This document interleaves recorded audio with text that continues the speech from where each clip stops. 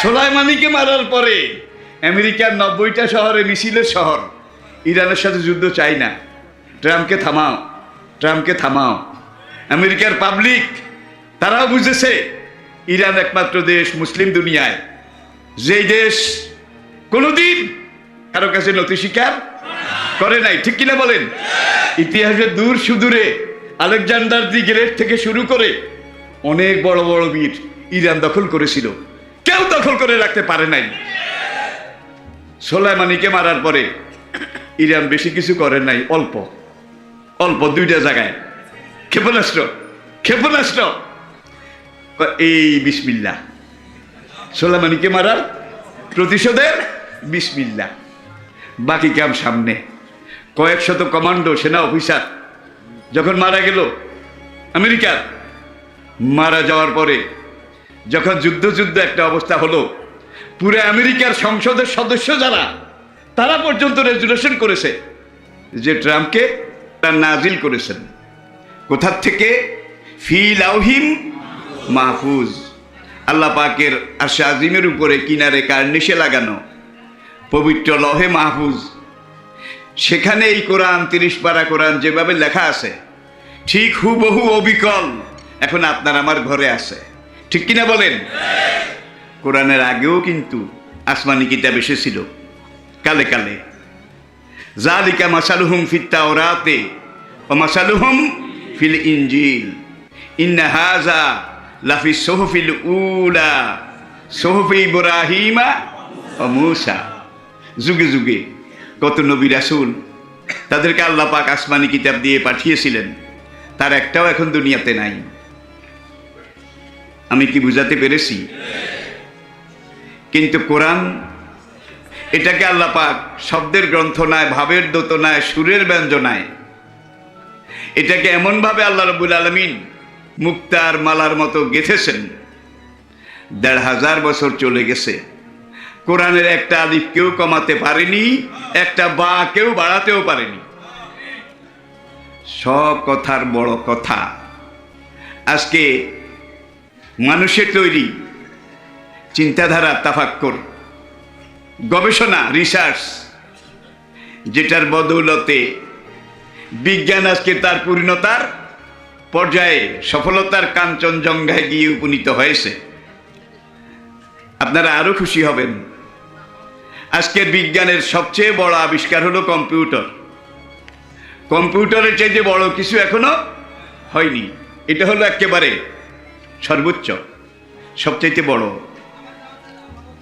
দুনিয়ার মুসলমানদের জন্য এর চাইতে সৌভাগ্যের কথা কি হয়, কি বলা যাবে? মানুষের তৈরি এই যে বিজ্ঞানের সর্বশেষ মেশিন কম্পিউটার বিজ্ঞান পর্যন্ত কোরআনের কাছে সারেন্ডার করেছে। বর্তমান বিশ্বের সেরা কম্পিউটার বিজ্ঞানী ডক্টর রাশাদ খলিফা, তিনি পুরা কোরআনকে কম্পিউটারাইজ করেছেন। কম্পিউটারাইজ করার পরে তিনি দেখতে পেয়েছেন 30 পারা পুরো কোরআন গণিতের, পাটিগণিতের হিসাবের ছকে পড়ে প্রত্যেকটা ব্যাপার স্যাপার কথাবার্তা, প্রত্যেকটা সুরার নম্বর, ক্রমিক নম্বর, মুকাত্তাত, এই থেকে শুরু করে খুঁটিনাটি সব কিছু 19-এর মালায়, 19-এর গাঁথুনিতে বাঁধা। প্রথম আয়াত বিসমিল্লাহির রহমানির রহিম, এখানে আরবি অক্ষর 19টা, বাড়িতে গিয়ে একটু গুনে দেখবেন। আর কোরআনের আরেক জায়গায় আল্লাহ পাক বলেছেন ওয়া আলাইহা 19, সর্বোপরি 19, সবকিছুর উপরে 19। কোরআনের যে প্রথম ওহী ইকরা বিসমি রাব্বিকাল্লাযী খালাক, এই সূরাটার যেই ক্রমিক নম্বর, এই ক্রমিক নম্বরটাকেও 19 দিয়ে ভাগ করলে মিলে যায়। আর শুরু থেকে ইকরা বিসমি থেকে শুরু করে আল্লামাল ইনসানা মা লাম ইয়ালাম 5 নম্বর আয়াত। এই 1 থেকে 5 নম্বর আয়াতে যে আরবি অক্ষরগুলো আছে এগুলোর যোগফল 19 দিয়ে ভাগ করলে মিলে যায়। আবার 6 নম্বর আয়াত কাল্লা ইন্নাল ইনসানা লা ইয়াতগা, এখান থেকে শুরু করে প্রথম সূরার শেষ আয়াত পর্যন্ত এখানে যেই আয়াতগুলোর মধ্যে অক্ষর আছে প্রত্যেকটা অক্ষরের সংখ্যাও 19 দিয়ে ভাগ করলে মিলে যায়। এইভাবে কওমে লুতের কথা 30 পারা কোরআনে আল্লাহ 13 জায়গায় বলেছেন। কয় জায়গায়? 13 জায়গার 12 জায়গায়। ফি কওমে লুত, মিন কওমে লুত, ইলা কওমে লুত, ইল্লা কওমে লুত। যেখানে কওম সেখানে লুত, যেখানে লুত সেখানে কওম। কিন্তু অন্যান্য নবীদের ব্যাপারে আল্লাহ পাক এই কথন ভঙ্গি বচন ভঙ্গি ব্যবহার করেননি। ওয়াইলা সামুদ আখাহুম সলেহা, কাউমে সামুদের কাছে তাদের ভাই সলেহকে আমি নবী করে পাঠিয়েছিলাম। ওয়াইলা আদিন আখাহুম হুদা, কাউমে আদের কাছে তাদের ভাই হুদকে আমি নবী করে পাঠিয়েছিলাম। ওয়াইলা মাদিয়ানা আখাহুম শুআয়বা, মাদায়েন ওয়ালাদের কাছে তাদের ভাই প্রতিবেশী শুআয়ব আলাইহিস সালামকে আমি নবী করে পাঠিয়েছিলাম। অনুহান ইজ কালা কওমিহি, নবী নূহ যখন তার কওমকে বললেন। দেখা যায় অন্যান্য আম্বিয়া কেরামের ব্যাপারে নবীর নাম আর কওমের নাম দুই রকম। লুত একমাত্র নবী, কোরআনের যত জায়গায় লুত আছে তত জায়গায় কওম আছে, যত জায়গায় কওম আছে তত জায়গায় লুত আছে। মনে হয় যেন একটার জন্য আরেকটা ফরজে আইন। একটা জায়গায় আল্লাহ কওমে লুত না বলে বলেছেন ও ইখওয়ান লুত। ওলামায়ে কেরাম বুঝতেছেন। আই রিপিট, আমি আবার বলছি, লুত আলাইহিস সালামের কথা আল্লাহ 13 জায়গায় উল্লেখ করেছেন। তার মধ্যে 12 জায়গায় কওমে লুত কওমে লুত কওমে লুত। একটা জায়গায় আল্লাহ কওমে লুত না বলে বলছেন ও ইখওয়ান লুত। কম্পিউটার এটাকেও হিসাব করেছে যে 12 জায়গায় কওমে লুত আর এক জায়গায় ইখওয়ান লুত, লুত নবীর ভাইয়েরা। আল্লাহ পাক এখানে ব্যতিক্রম করলেন কেন? কম্পিউটারাইজড করার পরে দেখা গেল 12 জায়গায় যখন কওমে লুত বলেছে, কম কম আরবি অক্ষরটা লিখতে কাফ আযাবর কাও মিম দুই পেশ মুন, কাউমুন। আর ইখওয়ান এই শব্দটা লিখতে আলিফ খা ওয়াও নুন আলিফ নু, ইখওয়ানু। কম্পিউটার হিসাব করে দেখেছে 13 জায়গার 12 জায়গায় বড় কাফ 2 নক্তাওয়ালা কাফ, যেটা কওমে লুত লিখতে লাগে। 12 জায়গায় যখন ব্যবহার করেছেন, পুরা কোরআনে 2 নক্তাওয়ালা কাফের যোগফল 19-এর ভাগে মিলে গেছে। আর একটা জায়গায় কওমে লুত না বলে ইখওয়ানুল লুত বলেছেন। আলিফকে হিসাব করেছে কম্পিউটার, হিসাব করার পরে কম্পিউটার দেখতে পেয়েছে এখানেও যদি কওমে লুত বলতেন আল্লাহ, তাহলে 2 নক্তাওয়ালা কাফ একটা বেশি হয়ে যেত, 19-এর ভাগে মিলতো না। এখানে কম না বলে আল্লাহ ইখওয়ানুল লুত বলেছেন, আলিফের যোগফল 19-এর ভাগে মিলে গেছে। পাটিগণিতের কত জটিল, কত কঠিন, চুলচেরা হিসাব। ওয়াকুলুনা তারাহু, আরবের একদল কাফের বেঈমান ইসলাম বিরোধী, তারা বলল মুহাম্মদ এটা নিজে বানায়। কি? মুহাম্মদ এটা নিজে বানায়। কোরআনের মালিক চ্যালেঞ্জ ছুড়ে দিলেন, ফাআতু বিসূরাতিন। আচ্ছা, কোরআনের মতো একটা আয়াত, একটা সূরা তোরা বানাস না বেটা, ওরা বানিয়েছিল কিন্তু ধোপে টিকেনি। আলাম তারা কাইফা ফাআলা রাব্বুকা বিআসহাবিল ফিল, এটার সাথে ওরা বানিয়েছিল লাহু খুরতুমুন তাওয়িল, হাতির কথা দেখছে বিআসহাবিল ফিল। কাফেররা বিল ফিলের সাথে বানিয়েছে লাহু খুরতুমুন তাওয়িল, হাতির লম্বা একটা সুরও আছে। এই তো লামের সাথে লাম মিলে গেছে। আমি আবার বলছি, আলাম তারা কাইফা ফাআলা রাব্বুকা বিআসহাবিল ফিল লাহু খুরতুমুন তাওয়িল, কালামের সাথে লাম মিলে গেছে। এটা কোরআন না হয়ে পারে না। নবী বললেন কালামুল মুলুকে মুলুকুল কালাম।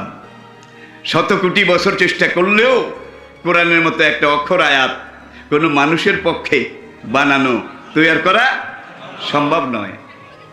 ওরা বলল তাহলে বহস হোক। বহস বুঝেন তো, বিতর্ক, এটা হোক।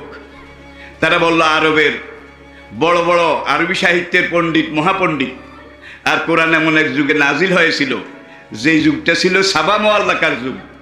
সাবা মুআল্লাকার যুগ, আরবের 7জন বড় বড় পণ্ডিত কবি, তারা যেই কাব্য, ছন্দ, ত্রিপদী, পয়ার যেই কবিতা রচনা করেছিলেন, সেই জাহেলি যুগে কোরআন নাজিলের আগে 7জন বড় বড় আরব কবি সাহিত্য এবং কবিতা রচনায় সেই যুগের নোবেল প্রাইজ পেয়েছিল। নোবেল প্রাইজ বলতে এখানে বড় বড় বিচারক, বিশারদ, পণ্ডিত, মহাপণ্ডিত, তারা এসে তাদের রচনাগুলা, লেখাগুলা পর্যবেক্ষণ করত, টালি করত, গবেষণা, রিসার্চ করে যাদের কবিতাগুলা, লেখাগুলা কালোজয়ী, কালোত্তীর্ণ, তাদের কবিতাগুলোকে কাবার দরজার সাথে লটকাই দিত। সারা দুনিয়া থেকে মানুষ এসে এগুলো পড়তো, বা যেমন কবি তেমন রচনা। তাহলে কোরআন একবারে বর্বর যুগে নাজিল হয়নি, এমন এক যুগে নাজিল হয়েছিল যেটা ছিল সাবা মুআল্লাকার যুগ। আরবি ভাষা তার উন্নতির, তার অগ্রগতির একেবারে চরম সোপানে যখন উপনীত, সেই আরবি ভাষার এই মহাসমুদ্রের মধ্যে আল্লাহ পাক লহে মাহফুজ থেকে যখন কোরআনকে ছুটতে লাগলেন, পাঠাতে লাগলেন, এইবার তারা বিতর্ক করবে, বহস। তারা ঘোষণা দিল, আমরা যাকে যাকে বিচারক আনব, এই ব্যাপারে মুসলমানদের, মোহাম্মদের আপত্তি করার কোনো কিছু থাকবে না, সুযোগ নাই। হুজুর বলেন, যাকে ইচ্ছা তাকে আনো। ওরা বেছে বেছে ওদের জানা মতো, আর যাদেরকে জাজ, বিচারক হিসাবে সিলেক্ট করেছে কাফেররা, তাদের নামটা একেবারে অতি সংগোপনে তারা গোপন রেখেছে।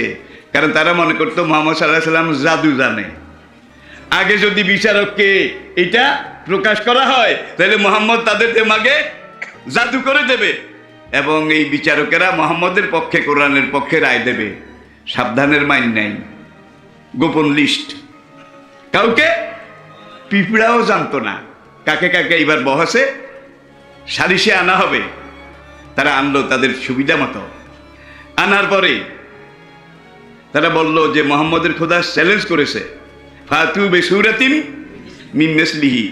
হে জজ, বিচারকেরা, আপনারা দেখুন, আমরা কাব্যের সাথে কাব্য মিলিয়েছি, ছন্দের সাথে ছন্দ মিলিয়েছি। কিভাবে? আলাম তারা কাইফা ফাআলা রাব্বুকা বিআসহাবিল ফিল ওয়ালাহু খুরতুমুন তাবিল। এটা দিছে সালিশির জন্য। বিচারকেরা এটা দেখলো, দেখার পরে তারা সূরা ফিল পুরা তেলাওয়াত করলো। আলাম তারা কাইফা ফাআলা রাব্বুকা বিআসহাবিল ফিল আলাম ইয়াজআল কাইদাহুম ফি তাদলিল ওয়া আরসালা আলাইহিম তায়রান আবাবিল। তারা বলল, লাইসা হাযা মিন কালামিল বাশার। কোনো মানুষের পক্ষে এই ধরনের সাগর মহাসাগরের তরঙ্গের মতো এত উচ্চাঙ্গের কবিতা রচনা করা কোনো মানুষের পক্ষে সম্ভব নয়। আর আলাম তারা কাইফা ফাআলা রাব্বুকা বিআসহাবিল ফিল ওয়ালাহু খুরতুমুন তাবিল, এটার সাথে যারা লাগিয়েছে, হাউলাই আশকাল কওম, এরা হলো আরবের ইতর, দি গ্রেট। সাকি হলো ইতর আর আশকা ইসমে তফজিল। ওলামায়ে কেরাম, আশকা, সাকি হলো ইতর আর আশকা হলো ইতর কুল শিরোমণি। ওদের ভাষা জ্ঞান তো দূরের কথা, লিঙ্গ জ্ঞানও নাই। আবু জেহেল উতবার মুখের দিকে চায়, উতবা রুবিয়ার মুখের দিকে চায়, কিরে ভাই, সালিশ আনলাম আমরা, আর এই জজ তাদেরকে হাদিয়া এটা দেব আমরা, সব খরচ বহন করলাম আমরা, আর এই বেড়ারা মুহাম্মদের কোরআনের পক্ষে রায় দিয়ে গেল। নিশ্চয়ই মুহাম্মদ একজন বড় জাদুকর, নাম করা জাদুকর। আপনারা জানেন, আবু জেহেল একদিন বলেছিল, তুমি আজকে এই জাবালে নূরের সামনে দাঁড়িয়ে তোমার আঙ্গুল ইশারা করে আসমানের চাঁদকে যদি 2 ভাগ করতে পারো, 2 খণ্ডও করতে পারো, আমরা ওয়াদা করলাম আমরা তোমার উপরে, তোমার দ্বীনের উপরে ঈমান আনবো। হুজুর বললেন, ইজ দিস রাইট? তোমাদের কথা কি সত্য? আবু জেহেলরা বলল, সত্য বলা আরবের লোকদের ঐতিহ্য, আমরা কি মিথ্যা বলছি নাকি? তুমি পারলে করো না। আল্লাহ সূরা কামার নাজিল করলেন ঘটনার পরে, ইকতারাবাতিস সাআতু ওয়া আনশাক্কাল কামারু ওয়া ইয়ারাউ আয়াতাই ইউরিদু ওয়া ইয়াকুলু সিহরুম মুস্তামার। মুহাম্মদ, তোকে নমস্কার না করলেও তোর ওস্তাদকে নমস্কার করি, এমন জাদু তোরে শিখিয়েছে। এতদিন তুই জমিনে জাদু চালাইতিস, আর আজকে তোর জাদু আসমানে চাঁদ সূরজ পর্যন্ত চালাই দিয়েছিস। তোর এটা যদি জাদু না হইতো অবশ্যই আমরা ইসলাম গ্রহণ করতাম। দেখছেন কারবার? আসলে বান্দরের কপালে সিন্দুর লাগে না, গ্রাম বাংলার কথা, এটাই বাস্তব। এরপরে আসুন, এইবার যখন তারা সালিশে হেরে গেল, চ্যালেঞ্জ অ্যাগেইন, তারা বলল মোহাম্মদ তোমাকে আরেকবার চ্যালেঞ্জ করব। হুজুর বললেন ফাতু বেসুরাতিন, করো, আল্লাহই তো বলছেন, চ্যালেঞ্জের দুয়ার খুলে দিয়েছেন। ওরা এবার বানালো অসামায়ে জাতিল বুরুজ অন্নিসায়ে জাতিল ফুরুজ, বুরুজের সাথে ফুরুজ। হুজুর বললেন হইল তো না। ওরা বলল বুরুজের সাথে ফুরুজ মিলে গেছে, হওয়ার বাবা হয়ে গেছে, আর তুমি বলো হইল না, হইল না, কে সালিশ করাই বা করাও। এইবার ওরা দারুণ দাওয়াতে গোপন মিটিং করলো। আগের ওলাদেরকে আর আনা যাবে না, কারণ ওদের মাথা মোহাম্মদের জাদু নষ্ট করে রেখেছে। এখন এটা মগজ নাই, ঘোল ঘোল হয়েছে, ঘোল। এখন নতুন সালিশ, নতুন পণ্ডিত, নতুন ডক্টর, নতুন বিশেষ অজ্ঞ, তাদেরকে আনতে হবে। এইবার গোপনে তারা আবার জজিরাতুল আরব এবং বাইরে থেকে বিচারক নিয়োগ করলো। দ্বিতীয়বার সালিশের তারিখ দিল। দেওয়ার পরে সালিশেরা আসলো। আসার পরে সূরা বুরুজ তাদের সামনে পেশ করা হলো যে অসামায়ে জাতিল বুরুজ, আসমানে কক্ষপথ আছে, অন্নিসায়ে জাতিল ফুরুজ, নারী লোকের লজ্জাস্থান আছে। দেখছেন কারবার? কবিরা এটাকে কয়েকবার পড়লো, পড়ে টড়ে বলে অসামায়ে জাতিল বুরুজ অল ইয়াউমিল মাউদ অশাহিদু ওয়া মাশহুদ কুতিলা আসহাবুল উখদুদ আন-নারি জাতিল উকুদ কালাইসা হাযা মিন কালামিল বাশার। কোনো মানুষের পক্ষে কোনো যুগে এই ধরনের কাব্য পংক্তি রচনা করা সম্ভব নয়। আর বুরুজের সাথে ফুরুজ এটা মিলিয়েছে যারা, হাউলাই আজকাল কম, এরা হলো আরবের সবচেয়ে বড় ইতর। দুইবার ঠকলো তারা। এইবার বলল কোরআনের মতো কোরআন যখন বানাইতে পারলাম না, এবার আমরা অন্য লাইনে যাই। কয় কি? কয় কোরআনের দুই এক জায়গায় ব্যাকরণের ভুল, ব্যাকরণের ভুল, এইটা খুঁজে তোরা বাইর কর। সব তাওরাত জবুরের পণ্ডিত সহ, আরবের বিশারদ সহ তারা কোরআনকে আদ্যপান্ত বারবার পড়ে, পড়তে পড়তে পড়তে পড়তে দুইটা জায়গা বাইর করেছে। বলবো দুইটা জায়গায় ভুল ধরেছে। ইনহাজা ইল্লা লাশাইয়ুন উজাব, কোরআনের আয়াত, ইনহাজা লাশাইয়ুন উজাব। এই তো মুহাম্মদের খোদা ধরা খাইছে। কোরআন নাজিল করে কিন্তু ব্যাকরণই তো জানে না।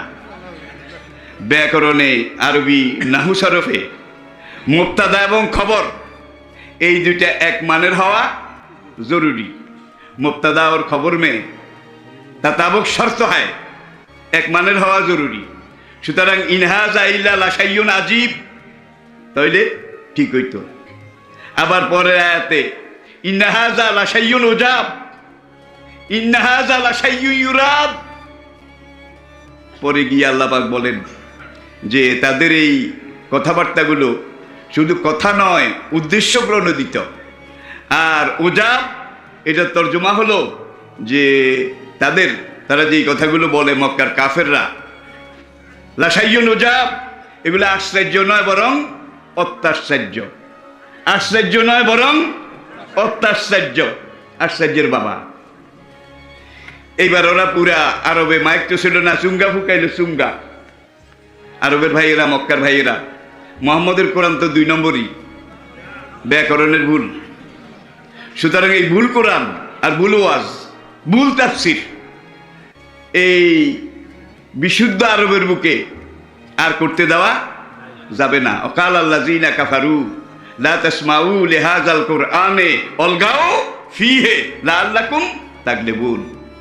ঘরে ঘরে তারা চুঙ্গা দিয়ে বলল তোমরা কেউ কোরআন শুনো না, খবরদার, এটা 2 নম্বর, ব্যাকরণের ভুল।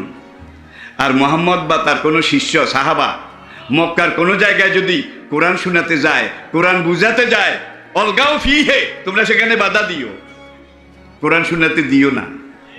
আমরা মানি আর না মানি স্বার্থের জন্যে, কিন্তু কোরআন এমন এক মহাকাব্য, এই কোরআন যারা শুনে, ইন্না মিনাল বায়ান ইলা সেহরা, তাদের জেহেনের মধ্যে এই কোরআন জাদুর মতো আসর করে। আল্লাহু আকবার। এখন আর কোনো সাহাবাকে কোনোখানে কোরআন প্রচার করতে দেয় না। আবু জাহেলের এই সুন্নত ১,৫০০ বছর আগে ছিল, এখন হয়তো নাই। আসুন আসুন, কোনোখানে কোরআন প্রচার করতে দেয় না। তারা একেবারে রাষ্ট্রীয়ভাবে কোরআন শোনানো, কোরআন বোঝানো, এটাতে এমন ব্যারিকেড সৃষ্টি করেছে, এখন আর কোনো সাহাবী কোনোখানে। আমি এমন সময়ের কথা বলছি, ইসলাম যখন পালাতক, আর কামের ঘরে বসে বসে গোপনে গোপনে দাওয়াত চলছে, ওহী নাজিল হচ্ছে, ঠিক এই সময় আল্লাহ পাক সূরা আর রহমান নাজিল করলেন। কালামুল মুলুকে মুলুকুল কালাম। সারা কোরআনের ছন্দ, পংক্তি, শব্দের গ্রন্থ না, ভাবের দোতনা, সুরের ব্যঞ্জনা, ফাসাহাত এবং বালাগাত, পুরা কোরআনে একরকম, সূরা আর রহমানে কিন্তু আরেক রকম। বাংলা পয়ার চিনেন? পয়ার পয়ার 2 লাইন কইয়েই আবার আগের দা, 2 লাইন বলেই আবার আগের দা। হবে ইয়ালা রাব্বিকুমা তুকাজ্জিবান। মুসলমানরা তো পাগল পাড়া, দিশেহারা। হায় হায়, একই কালাম। আব্দুল্লাহ ইবনে আরকামের ঘরে 29 জন মুসলমান মাত্র। তাদেরকে খেতে দেয় না, পড়তে দেয় না, বাইরের থেকে কোনো জিনিস নিতেও দেয় না। এই অবস্থা চলছে। হযরত আব্দুল্লাহ ইবনে মাসউদ রাদিয়াল্লাহু তাআলা আনহু, হুযাইল বংশের একজন কেনা গোলাম, হুজুরের হাতে এসে ইসলাম গ্রহণের আগে এই গরিব বেচারা 3 বার বেচা গেছে। 3 বার বেচা যাওয়ার পরে গলা টোন একবারে দাউদ আলাইহিস সালামের মতো ছিল। আল্লাহু আকবার। এখন এই হুযাইলি যুবক, নতুন মুসলমান, আব্দুল্লাহ ইবনে মাসউদ সূরা আর রহমান দেখে পাগল হয়ে গেছে, নিজকে আর ধরে রাখতে পারে না। ইয়া রাসূলুল্লাহ দায়নি, ওগো আল্লাহ রাসূল, আমাকে পারমিশন দেন, কাবা ঘরের দরজায় গিয়ে আল্লাহর নাজিল করা কোরআন আল্লাহকে শুনায় আসি। হুজুরকে, বাবা তোরে মারবে, দেখছেন কারবার, তোকে ওরা মারবে। কোরআন তেলাওয়াত করা, জনগণের সামনে পাঠ করা, শোনা, বলা, বুঝানো, এটা তারা বেআইনি ঘোষণা করেছে। কিন্তু মক্কা, এই জমিনটা কার? পুরা দুনিয়া জমিনটা কার? আল্লাহর জমিনে ওরা কোরআনকে বেআইনি ঘোষণা করেছে। ইবনে মাসউদ কয়, ইয়া রাসূলুল্লাহ, আরবি বাক্যটার অর্থ আমাদের ভাষায় করলে, ঐশী যেদিন মচি হেদিন, মরণ তো একদিন আসবে, কিন্তু মরার আগে আল্লাহর কোরআন আল্লাহকে শোনাতে চাই। হুজুর বললেন, বাবা যাইস না। হুজুর, আমাদের আপনি পারমিশন দেন, যা হবে পরে হবে। আচ্ছা পারলে যাও। দিশে দৌড়। কাবার একেবারে পূর্ব দেওয়ালের সাথে গিয়ে কাবার দরজা এবং মাকামে ইব্রাহিমের মাঝখানে দাঁড়িয়ে এই যুবক হবে ইয়া লা রাব্বিকুমা তুকাজ্জিবান খালাকাল ইনসানা সালসালিন কাল ফাখার ও খালাকাল জান্না মিনার মারজি মিনার হবে ইয়া লা। একটু আগে বলছি পয়ার পয়ার। এমন সুন্দর কালাম, শব্দের গাঁথুনি এমন মিল। এখন মক্কার বিভিন্ন পাবলিক এটা শুনে দৌড়ে দৌড়ে আসে, ইবনে মাসউদকে একেবারে ঘিরে ফেলেছে। এখন ইবনে মাসউদ তেলাওয়াত করে সূরা আর রহমান, আর ওই মক্কার লোকেরা বলে, বালা আল্লাহে বালা, কাবার মালিকের কসম, হবল ঠাকুরের কসম, মানাত ঠাকুরানির কসম। এত শুদ্ধ, এত ভালো কথা এর আগে আমরা কোনোদিন শুনি নাই। এখন চতুর্দিক থেকে মানুষ আসে। আবু জাহেলের চাই একটা, সে এখানে ছিল না। আর ওই মসজিদে হারাম কাবাগরের যেই দক্ষিণ পূর্ব কোণ, যেখানে গাজা মার্কেট, এখানে ছিল আবু জেহেলের বাড়ি, যেখানে আজকে ইন্টারন্যাশনাল ল্যাট্রিন দোতলা। হুদুদে হারামের চতুর্দিকে প্রত্যেকটা ল্যাট্রিন একতলা, কিন্তু এটা দোতলা। কোরআনের বিরোধিতা করেছিস, কিয়ামত পর্যন্ত কোরআনের অনুসারীদেরকে সারা দুনিয়া থেকে ডেকে এনে মিনকুল্লে ফাজ্জিন আমিক, সারা দুনিয়া থেকে ডেকে এনে তোর কলিজার উপরে হাগাবো। পারলে তুই ঠেকায় রাখিস। আল্লাহু আকবার। আল্লাহ পারে নাকি পারে না? এই লোকটা গিয়ে আবু জাহেল যাইয়া কয়, হে আরবের বাবা, আমাদের জাতির বর্তমান পিতা, আপনি ঘরে বসে আছেন আর পেশে রক্ষা টানেন। পেশে রক্ষা বুঝেন তো? সৌদি আরবে এখনো আছে, আবার রক্ষা খাওয়ার দোকানও আছে। সেখানে বসে বসে ঘন্টার পর ঘন্টা একদম গুড়গুড়ি টানে। আপনি এখনো গুড়গুড়ি টানছেন? মোহাম্মদের এক শিষ্য, হোজাল বংশের গোলাম, কিনা গোলাম, গোলামের ছেলে গোলাম, সে তো কাবাও নষ্ট করতেছে, পুরা মক্কাও নষ্ট করতেছে। আবু জেহেল কয় কি? কয় গত রাত্রে কোরআনের এমন একটা সূরা নাজিল হয়েছে যেটা একবার শুনলে কোনো মানুষকে আপনি আর আপনার দলে ধরে রাখতে পারবেন না, নিশ্চয়ই সে কোরআনের দিকে চলে যাবে, কাউকে ঠেকানো যাবে না। আবু জেহেল কয় কি হয়েছে? আসেন আপনি একটু শোনেন না। আবু জেহেল ওই যা খাস আমা হাজারা ঘর থেকে বাইরে এসে বোঁড় কইতে কইতে, বোঁড় অকথ্য কথা গালিগালাজ করতে করতে বাইর হয়ে ইবনে মাসউদের সামনে এসে দাঁড়াইছে। কিরে হোজাইলি গোলাম, গোলামের ছেলে গোলাম, তোদেরকে না বলছিলাম মক্কার কোনোখানে কোরআনের কথা বলবি না, পড়বি না, উচ্চারণও করবি না? গোলামের ছেলে গোলাম, তোকে আমি এখনই শেষ করে দেবো। হাত উঠাইছে। ইজা ইয়াসাল ইনসানু তলা লিসানুহু, এই গরিব বেচারা যুবক গোলাম ইবনে মাসউদ কাজগাত হারামজাদা আমারই জীবিত রাখবে না, তো মরবো তো মরবো, মরার আগে একটু অ্যাকশনে যাই, একটু অ্যাকশনে যাই। আপনি যখন একজনের উপরে জুলুম করেন, তার হাত পা বেঁধে তাকে সূর্যের দিকে তাকায় রেখে বেলা 12টায় তার কপালের উপরে চাড়া দিয়ে শাস্তি দিচ্ছেন, এই লোকটা চিন্তা করবে মরে যখন যাব, মরার আগে তোর অন্ডকোষে একটা লাথি হলেও মেরে যাব। ঠিক কিনা বলেন? ঠিক কিনা বলেন? ইবনে মাসউদ সিদ্ধান্ত নিয়ে ফেলেছে, তুই আমার গায়ে হাত দেওয়ার আগে তোরে আমি কাবু করে ফেলবো। এখন আবু জেহেল যখন এইভাবে থাপ্পড় নিয়ে এগিয়েছে, ইবনে মাসউদ তার জামার কলার বাম হাতে ধরেছে আবু জাহেল, আর ডাইনাতে সুপার দিবে আর কি হাত উঠেছে। আবু জাহেল থাপ্পড় দেওয়ার আগে ইবনে মাসউদ তার গায়ে যে দূর শক্তি আসিল, এদূর শক্তি দিয়া আবু জাহেলের গালে ঠাস করে 100 বার লাগাই দিছে। কি খারাপ সময়! সুপার যখন লাগাই দিয়েছে আরো বাম হাতে, মক্কার লিডার দি গ্রেট, মান সম্মানের ব্যাপার, this is his Prestige issue. Abu জাহেল কিং কর্তব্য বিমূঢ় হয়ে গেছে। কিরে, এই গোলামের এই সাহস কোথা থেকে আসলো? আমাকে থাপ্পড় দিল আরো বামাতে। সে জামার কলা ছেড়ে দিয়ে, মানে কেউ দেখলো টেকলো নাকি, বাট এত দিয়ে ফেলেছে। এখন কেউ যদি দেখে তাহলে এটা পুরা মক্কায় প্রচার হয়ে যাবে, আমার মান ইজ্জত সব যাবে। তুরুল্লাহ একটা কিট আছে, তুরুল্লাহ চিনছেন তো?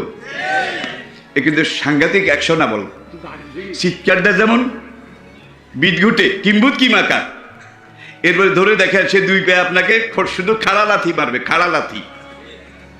আর এই এত মোটা এত বড় একটা তুরুল্লাহ, এইটাকে কুমারিয়া একটা বলতার মতো রঙিন একটা কিট আছে কুমারিয়া, উড়ে। এই কুমারিয়া তুরুল্লার গর্তের কিনারে উড়ে উড়ে উড়ে উড়ে উড়ে উড়ে তুরুল্লা যখন মাটি ঠেলে কল্লা বাইর করে, এই কুমারিয়া গিয়ে গট করে ওর এখানে গুতা একটা লাগায়, ওই লেজের হুল দিয়া। গুতা লাগানোর সঙ্গে সঙ্গে এত শক্তিশালী তুরুল্লা, সেটা আলবলা হয়ে যায়। এখন যায়ও না, ডাকও দেয় না, লাফায়ও না। কুমারিয়া আল দেওয়ার পরে সেটা সব অ্যাকশন শেষ। এটা আমার জীবনে আমি অনেকবার দেখেছি, মুরব্বীরা হয়তো কেউ কেউ দেখে থাকবেন। এখন আবু জেহেলের অবস্থা, তুরুল্লারে কুমারিয়া আল দিছে, সে ব্যবলা হয়ে এদিক ওদিক তাকায়। ইবনে মাসউদ চিন্তা করলেন এখনই তো আমার সময়, দিছে দৌড়। এমন জোরে দৌড় দিছে, এক দৌড়ে সে আব্দুল্লাহ ইবনে আরকামের ঘরে গিয়ে বলে, ইয়া রাসূলুল্লাহ, কাম একটা ঘটাইছি। হুজুরে কয়, তুই আইলঘরের আগুন বাইলঘরে লাগিয়েছিস, এই খারাপ সময় কি করেছিস বল। ইয়া রাসূলুল্লাহ, ইয়া হাবিবাল্লাহ, আমি যখন কোরআন তেলাওয়াত করতেছিলাম, সব মানুষ পতঙ্গের মতো এসে কোরআন শুনতেছিল আর বলতেছিল, বাবা বাবা, ইয়েস ইয়েস ইয়েস, হ্যাঁ হ্যাঁ, পজিটিভ পজিটিভ। এই সময় আবু জেহেল এসে যখন আমার জামার কলার ধরে আমাকে থাপ্পড় দেবে, ও দেওয়ার আগে আমি একটা লাগাইছি আরো বাম হাতে। হুজুর, আমাকে তো আর এই দেশে এরা যায় তা রাখবেন না, কি করবেন করেন। হুজুর আবু বকরের দিকে তাকাইছে। আবু বকর বলে, ইয়া রাসূলুল্লাহ, আমি আজকে আরকামের ঘরে আসার আগে একটা ঘোড়া আরবি সবচাইতে শ্রেষ্ঠ জাতের, এটাকে লাগাম পাপোশ জিন পোস্ট লাগিয়ে স্ট্যান্ড টু পজিশনে আমার ঘরের সামনে বেঁধে রেখেছি। হুজুর আবু বকরকে কাজ গেছে ঘোড়া লাগবে, তুমি বুঝলা কেমনে? ইয়া রাসূলুল্লাহ, আমার মন বারবার আমাকে যেন বলেছে আজকে দ্রুতগামী আরবি ঘোড়া এটা দরকার হইতে পারে। হুজুর বলেন যাও ঘোড়াটা নিয়ে আসো। আবু বকর ঘোড়া এনে দিলেন। হুজুর ইবনে মাসউদকে বললেন যাও তুমি ঘোড়া পিঠে সওয়ার হও, শুধু উত্তর দিকে যাও, উত্তর দিকে এমন জোরে যাবে আবু জেহেলের কোনো চাই চালা চামুন্ড তোমার এই আরবি ট্রেন্ড আপ, এই যুদ্ধের ঘোড়া যেন ধরতে না পারে। আইজো দৌড় কাইজো দৌড়। ইবনে মাসউদ দৌড়তে দৌড়তে মক্কা থেকে তার যাত্রা শুরু। যেতে যেতে যেতে পুরা সৌদি আরবের বর্ডার পার হয়েছে, জর্ডানের বর্ডার পার হয়েছে, জর্ডানের বর্ডার পার হয়ে তারপরে আরো সামনের দিকে গিয়ে লোহিত সাগর পার হয়েছে, লোহিত সাগর পার হয়ে নাজ্জাশীর বাড়িতে গিয়ে, এর আগে কয়েকজন গেছিল আপনারা জানেন, এই হোসাইলি গোলামও সেখানে গিয়ে তাদের সঙ্গী এসে। কথাটা এই জন্য বলছি, এটা নাম হইল ইসলাম। আল্লাহ পাক বলছেন কানা হাক্কান আলাইনা নাসরুল মুমিনিন, মুমিনরা যখন আমার দ্বীনের পথে আগায়, কোরআনের পথে চলে, কোরআনের কথা বলে, তখন তাদেরকে সাহায্য করা আমি আল্লাহর উপরে ফরজ হয়ে যায়। ইবনে মাসউদকে আল্লাহ কিভাবে, এখন ইবনে মাসউদ যখন দৌড় দেয়, পূব দিকে দৌড় দিছে তো সাফা মারোয়া পার হইতেছে, এই সময় আবু জাহেলের খেয়াল হইল যে আমি তো তুরুল্লার মতো হয়ে গেছি, বেলবোলা আবালা, এই যে গোলাম কোন দিকে গেল, দেখে যে সাফা মারোয়া পার হয়। কাবার এখান থেকে ওরে গোলামের ছেলে গোলাম, তুই মনে রাখিস আমাকে আজকে যে অপমান তুই করেছিস, আরবের কোনো লোক কোনোদিন এই সাহস পাবে না। তোর এই অপমানের প্রতিশোধ যেই পর্যন্ত আমি নিতে না পারবো সেই পর্যন্ত আমি গোশত খাবো না, মধু খাবো না, গোসল করব না, চুল দাড়ি গো কাটবো না, স্ত্রী সহবাস করবো না। দেখছেন কি শপথ! ইবনে মাসউদ ফিরে তাকায় না, যায় আর কয় ওরে আল্লাহর দুশ্মন আবু জাহেল, জাহান্নামের কীট, তুই মনে রাখিস আমার তেলাওয়াত করা কোরআন, আল্লাহর নাজিল করা কোরআন, নবী মুহাম্মদের আনিত এই কোরআন যদি সত্য হয়ে থাকে, তুই মনে রাখিস আমি আব্দুল্লাহ ইবনে মাসউদ একদিন তোর আজরাইল হলেও হইতে পারি। বাস, আবু জেহেল অপমান নিয়ে বাড়ির দিকে গেল, ইবনে মাসউদ এক দৌড়ে হাবশা নাজ্জাশীর দরবারে রাজনৈতিক আশ্রয় রইলেন। মাঝখানে এক যুগেরও বেশি আর দেখাশোনা নাই। হুজুর হিজরত করে যখন মক্কায় এসেছেন, মদিনায় এসেছেন, মদিনায় আসার পরে হযরত জাফর ইবনে আবু তালিবের নেতৃত্বে প্রথম কাফেলা নাজ্জাশীর দরবার থেকে যখন মক্কায় ফিরে এলো হিজরতের দ্বিতীয় বছরের শুরুতে, সেই সাথে ইবনে মাসউদও মক্কায় ফিরে আসলেন। বদরের যুদ্ধের রণডঙ্কা বেজে উঠল। সাহাবায়ে কেরাম সব খুঁজে টুজে এখানে ওখানে সামনে পিছনে মোট ৩১৩ জন পাওয়া গেল। এই ৩১৩ জনের একজন ওই বেটা ইবনে মাসউদ রাদিয়াল্লাহু তাআলা আনহু। যুদ্ধ হলো, আর বদরের এই ইসলামের প্রথম যুদ্ধ, এটা বিশ্ববিজয়ের তোরণদ্বার, বিশ্ববিজয়ের গেট, রাজপথ। এখন যুদ্ধ শেষ হয়ে গেছে। কুরাইশের বড় বড় ২৪ জন নেতা, আবু জেহেল, উতবা, আবু লাহাব, ওলীদ, মুগিরা, এইসব আল্লাহর খাতায় জমা হয়ে গেছে। জমা হওয়ার পরে মুসলমান শহীদ অল্প, হাতে গোনা কয়েকজন। নবী তাদের দেহ, শহীদি দেহ কালেক্ট করে জানাজার পরে বদরের ময়দানের এক প্রান্তে দাফন করলেন।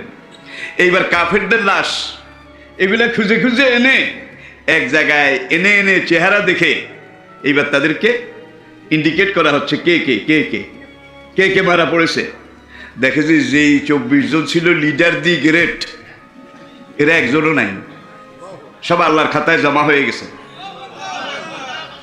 এইবার হুজুর বুখারীর কিতাবুল মাগাজি, কুরাইশদের এই নেতা যারা ইসলামের সবচেয়ে বড় দুশমন ছিল, আরবাতা আশারা মিন সনাদিদে কুরাইশ, কুরাইশদের এই ২৪ জন নেতাকে বদরের কুয়ার মধ্যে ফেলে দিলেন তাদের মরা লাশ। ফেলার পরে কয়, হে আবু জাহেল, উতবা, ওলীদ, মুগিরা, তোমাদের দেবদেবী তোমাদের সাথে যে ওয়াদা করেছিল সেই ওয়াদা কি তোমরা সত্য পেয়েছ? আমার আল্লাহ আমার সাথে যে ওয়াদা করেছেন সেই ওয়াদা আজকে আমি 100% সত্য পেয়েছি। কিলা ইয়া রাসূলুল্লাহ, এক সাহাবী আরজ করলেন, ওগো আল্লাহ নবী, ওরা তো মরা, ওদের লাশটা আপনি কুয়ার মধ্যে ফেলে দিয়েছেন, এখন যে নাম ধরে ডাকেন ওরা কি শোনে? একটা মশলা কিন্তু। হুজুর তখন জবাব দিলেন, তারা তোমাদের মতো শোনে, তাদের এই চোখ মারার পরে বন্ধ হয়ে যায়, এখানের চোখ আল্লাহ খুলে দেন। তারা আমার সব কথা শুনে, সব কিছু। এখানে 24 জন ছিল। এখন এই লাশ যখন খুঁজে জমা করা হচ্ছিল, এখন ইবনে মাসুদ একটা লাশের কাছে গিয়ে বেশিক্ষণ থাকে না, দেখেছে এইটা না, ওই যে বলে আসছিল আমি তোর আজরাইলও হইতে পারি। এখন খুঁজতেছে আহত অবস্থায় আবু জেহেলদের কোনোখানে যদি পাওয়া টাওয়া যায় তাহলে তার কল্লাটা কেটে আল্লাহ নবীর কাছে এনে জমা দেবে। খুঁজতে খুঁজতে খুঁজতে খুঁজতে বদরের ময়দানের এক কিনারে গিয়ে দেখে যে একবারে সেলা মহিষের মতো বিশাল দেহ, বিরাট দেহ, বিশাল বপু এইভাবে পড়ে আছে। রক্ত যেতে যেতে যেতে যেতে বাজ আর মুআব্বাজ, দুইজন তরুণ কিশোর, একজন বর্ষা মেরেছে, আরেকজন তলোয়ার দিয়ে কোপ দিয়েছে। দেওয়ার পরে সে সেখানে পড়ে আছে, সব রক্ত ঝরে গেছে। উঠার চেষ্টা করে মাঝে মাঝে, কিন্তু উঠতে পারে না, পড়ে যায়। ইবনে মাসউদ সামনে গিয়ে যখন দেখলো এইটাই সেইটা, আর দেরি করেন নাই, তাড়াতাড়ি গিয়ে তার বুকের উপরে এইভাবে বসে গেছে। আবু জাহেল চোখ ফিরাইয়া ইবনে মাসউদের দিকে তাকিয়েছে, তাকিয়ে বলে, ওরে হুজাইলি গোলাম, গোলামের পুত গোলাম, তোর নাগাল এমন সময় পেলাম, তোর মতো গোলাম আমার বুকের উপরে বসা, কিন্তু আমি কিছুই করতে পারছি না, আমার কোনো কিছু করার ক্ষমতা নাই। ইবনে মাসউদ কয়, যেদিন তোর গালে আমি থাপ্পড় মেরেছিলাম, সাফা মারোয়ার দুয়ারে দাঁড়িয়ে তুই বলছিলি তুই প্রতিশোধ দিবি, আমি সেদিন তোকে বলে আসছিলাম কোরআন সত্য হলে আমি তোর আজরাইল জমা হইতে পারি। দেখ আল্লাহ দুশ্মন, আল্লাহর ওয়াদা কিভাবে সত্য। আবু জেহেল এবার কয়, কাটবি তো কাটবি, বাঁচার তো আর কোনো পথও নাই, উপায়ও নেই, আশাও নাই, তবে তুই আমার কল্লাটা একটু বড় করেই কাটিস। বড় করে কাটা বুঝেন, একটা আসলির সাথে, এখান দিয়ে না, যদ্দূর বড় করে কাটা যায়। ইবনে মাসউদ কয়, কল্লা তো কল্লা, এটা আবার বড় ছোট কি? কয় না, তোদের নবীর কাছে, মুসলমানদের কাছে আমার কল্লা তো নিয়ে যাবি, এটা আমি জানি। বড় করে কাটলে মুসলমানরা, তোদের নবী বলবে, হ্যাঁ, যেমন লিডার আবু জাহেল তেমন তার কল্লা, যেমন হাডারি তেমন তার খেরের হারা। ইবনে মাসউদ বলে, মরণের আগে কেউ যদি কোনো আবদার করে, এটা রক্ষা করার নৈতিকতার দাবি, ঠিক আছে, আমি যে দূর পারি বড় করে কাটবো। আল্লাহু আকবার। মিশরের শ্রেষ্ঠতম মুফাসসির, ঐতিহাসিক ডক্টর তোহা হোসেন, তার লেখা এই তাফসীর, এবং সেখানে দেখেন যে আল ওয়াদুল হক, সত্য হলো যে ওয়াদা, এখন হাতে করে নিয়ে যায়, কিন্তু কল্লা এত বড়, এখানে বর্ষার কোপ, এখানে তীরের ঘাই, রক্ত পড়ছে তো পড়ছে, মাথায় বাবরি চুল ছিল আবু জেহেলের, এগুলো ভিজে রক্ত লেগে পিছলা হয়ে গেছে, দাঁড়িয়ে ছিল, এগুলো রক্তে ভিজে পিছলা হয়ে গেছে। এখন ইবনে মাসউদ বেচারা ল্যাংড়া মানুষ, ল্যাংড়া কিভাবে হয়েছে? একদিন কাবার দরজায় গিয়ে তিনি আরবের লোকদেরকে কোরআন বুঝাচ্ছেন, আবু জেহেল দৌড় দিয়ে এসে এমন জোরে ধাক্কা মারলো, কাবার চৌকাটের উপরে পড়ে পায়ের এই নলা, হাড্ডি 2 খণ্ড হয়ে ভেঙে গেল। সেই থেকে ইবনে মাসউদ এই ভাঙ্গা পাও নিয়ে, হুজুর যখন একটা হাদিসে বললেন, হাসরের দিন যে ব্যক্তির কোনো ডিভিশন থাকবে না, গ্রেস টেস খাইয়া কোনো রকম টায় পাস করবে, গ্রেস খাইয়া পাস, বুঝেন তো, সবচেয়ে ছোট বেহেশত তাকে দেওয়া হবে। তখন সাহাবারা আরজ করল, হুজুর ছোট কইতে কদ্দুর ছোট? কয়, যেই দুনিয়া তোমরা আসো, এটা দিয়ে সেটা বুঝানো যাবে না। লা আইনুন রাত ওলা উজনুন সামেয়াত ওলা খাতারা আলা কালবিল বাসার। হাসরের বিচারের পরে যার কোনো ডিভিশন থাকবে না, সর্বশেষ সবচাইতে ছোট বেহেশতের মালিক যে লোকটা হবে তাকে যেই বেহেশতটা দেওয়া হবে মিসলুহা কামিসলিহা জি দুনিয়াতাইন, সেই বেহেশতটা মাশরিক মাগরিব শিমাল জনুব এই দুনিয়ার দুইটা দুনিয়ার সমান হবে। হুজুর আরো কিছু ফাকিহাতুন নাখলু জাতুল আকমাম ওয়াল হাব্বুল আসফে আর রাইহান ভাবে আইয়ালা, এত বড় বড় বিরাট বিরাট ছায়াওয়ালা গাছ হবে, এত বড় বড় ফলদার বৃক্ষ হবে, একটা গাছে উঠতে ফল পাড়তে একজনের 1 মাস লেগে যাবে, উঠায় আর নামায়। এরপরে কয় থার্ড ক্লাস বেহেশতের যে ইয়াকুত জমরুদ পাথরের বালাখানা হবে, এর একটা পাথর দুনিয়াকে 7 বার বিক্রি করলেও একটা পাথরের দামের সমান হবে না। আর এই থার্ড ক্লাস কদম আলী যেই বেহেশতটা পেয়েছে তার বেহেশতের সামনে একটা পার্ক হবে, পার্কের সামনে এত বড় বড় লা ইয়ারাউনা শামসাওয়ালা জামহারিরা। ইয়াতে তাফসিরে আল্লামা খাকানি রহমতুল্লাহ আলাইহি লিখেছেন আরবের ঘোড়া দুনিয়ার শ্রেষ্ঠ ঘোড়া। এই আরবের ঘোড়ার মধ্যে যেটা শ্রেষ্ঠতম সবচেয়ে বাছুনি করা ঘোড়ার পিঠে একজন ঘোড়সাওয়ার উঠে, গাছ যত বড় ছায়াও ঠিক তত বড়, গাছের চাইতে কমও নয় বেশিও নয়। একটা গাছের ছায়া পার হতে 70,000 বছর লাগবে। এমন গাছ থার্ড ক্লাস একজন বেহেশতির বাড়ির সামনের পার্কে 72,000 হবে। ইবনে মাসউদ কা হুজুর সেরেছে এত বড় গাছের ফল পেড়ে খাওয়া আমি ল্যাংলার কাম নয়। হুজুর যেই গাছের কথা কইছেন উঠতেও পারবো না, ঠ্যাং ভেঙে দিয়েছে, আপনি তো জানেন, ল্যাংলায় ল্যাংলায় লাঠিবর দিয়ে কোনো রকম হাঁটি, এই গাছের ফল। তখন হুজুর বললেন ওয়ালাকুম ফিহা মা তাশতাহি আনফুসুকুম ওয়ালাকুম ফিহা মা তাদাউন নুজুলাম মিন গাফুরির রহিম। ইবনে মাসউদ বেহেশতের বালাখানায় সোনার পালঙ্কে সোনার খাটে শুয়ে তুমি তাকিয়ে থাকবে যে বিশাল বিশাল গাছ, কত ফল কত ফলাদি। তুমি যখন মনে মনে চিন্তা করবে ওই পাকা আঙ্গুরের থোকাটা খাইতে পারলে ভালো হইতো, সঙ্গে সঙ্গে গাছটা এইভাবে নুইয়ে ডালা নেতিয়ে তোমার একেবারে বুক এটার সামনে হাতের পাশে চলে আসবে। এরপরে তুমি যদি কও যে ছিঁড়ে ছিঁড়ে খাবে তাহলে খাও, লওয়ার খাও। আর যদি তুমি মনে করো যে ছোট ছোট বিসি টিসি থাকলে খোসা টোসা থাকলে এগুলো আলাদা হয়ে আমার মুখে এসে ঢুকুক ঢুকুক, এই ঢুকুক কইলে ওইভাবে ঢুকবে। উম্মত জননী মা হাফসা রাদিয়াল্লাহু তাআলা আনহা, উম্মতের মা, তিনি একদিন আরজ করলেন ওগো স্বামী ইয়া রাসূলুল্লাহ, কোরআনে বেহেশতের অনেক কথা আল্লাহ বলেছেন, আঙ্গুর বেদানা আপেল আখরোট নাশপাতি এই এই সেই কত ভালো ভালো ফল, কিন্তু আপনি তো জানেন আমারে রুটি খেজুর একটু দেরিতে দিলেও হয়, কিন্তু আমার তেঁতুল চুয়া বড়ই গোলাপজাম আমজাম বুনো ফল টক ফল আমি এগুলা জম। ইয়া রাসূলুল্লাহ আমার তেঁতুলের কথা তো কোরআনে নাই, বড়ইর কথাও নাই। যত ভালো ভালো জিনিসই আল্লাহ দেখ, তেঁতুল ট্যাঙ্গা বড়ই গোলাপজাম আমজাম বুনো ফল এগুলা না পাইলে আমার বেহেশত মাটি হয়ে যাবে, আমার তেঁতুল ট্যাঙ্গার উপায় কি হবে? তখন হুজুর বললেন আহাফসা তো হাত্তাল মাউজে অল্লাউজে, হাফসা তেঁতুল বড়ই টক অর বড়ই গোলাপজাম আমজাম তুমি মনে মনে শুধু যেটা কল্পনা করবে সেই গাছ তোমার সামনে চলে আসবে, যেটা কল্পনা করবে সেটা তোমার সামনে চলে আসবে। ওয়ালাকুম ফিহা মা তাদাউন, তুমি যেটা মনে করবে সেটাই আসবে সেটাই আসবে।